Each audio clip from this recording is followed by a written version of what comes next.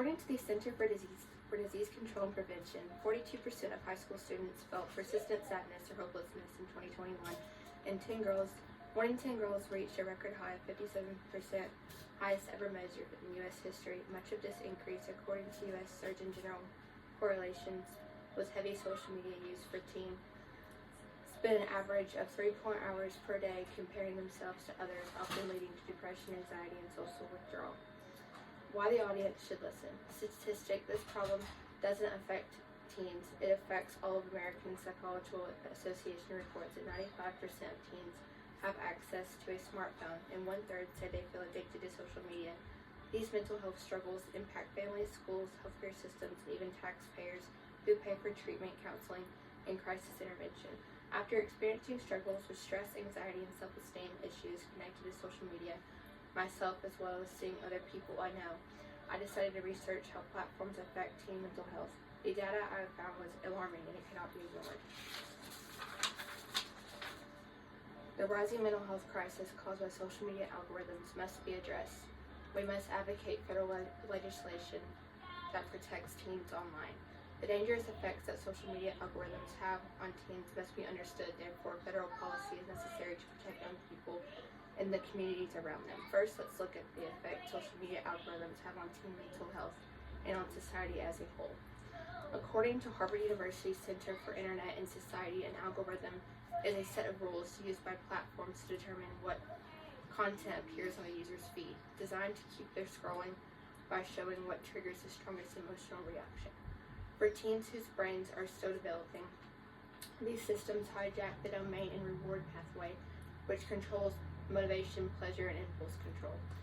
The U.S. Surgeon General reports that teens to spend more than 3 hours per day on social media doubles their risks for depression and anxiety. Additionally, in 2022, a Pew Research study found that 1 in 4 teens say social media makes them feel worse about their lives.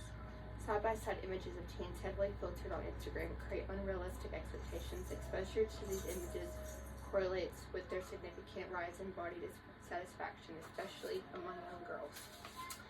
In 2023, Advisory Surgeon General Dr. Vivek Murthy stated, "We are in the middle of a youth mental health crisis, and social media has become a driving force behind it." Child psychologist Dr. Jean Twenge explained that teens describe scrolling as feeling impossible to stop. It may leave them feeling empty, anxious, and unworthy. She adds that teens experiencing cyberbullying or body comparison are at significantly higher risk for self-harm. Mental health treatment for teenagers has become a major financial burden, according to the National Institute of Mental Health. Youth mental health crisis costs U.S. taxpayers billions annually in hospital visits, counseling, school intervention programs, and crisis services. School counselors report they now spend over half their time addressing anxiety, self-esteem issues, and cyberbullying related to social media.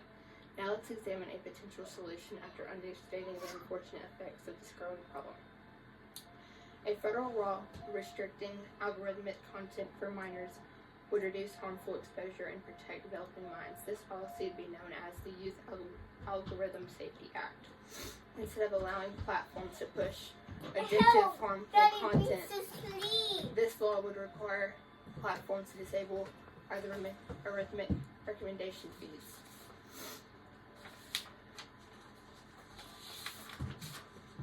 Want to help our dad? Even for users under the age of 18, provided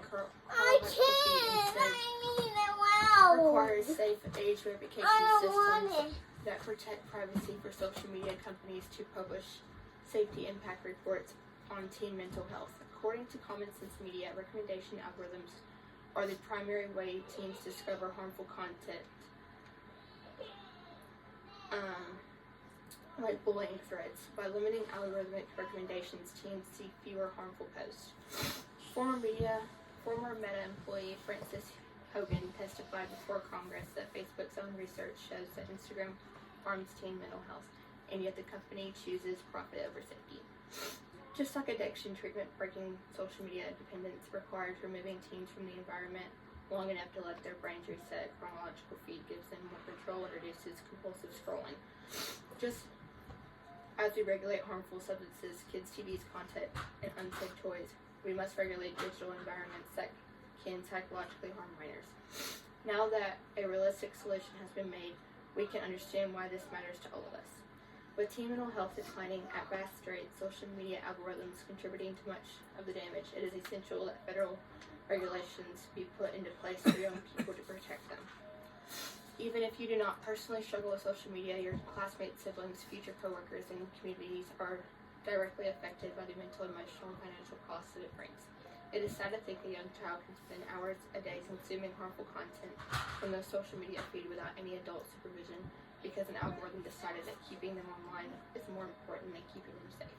The support of the Youth Algorithm Safety Act must be gained by individuals as we want to protect young people online.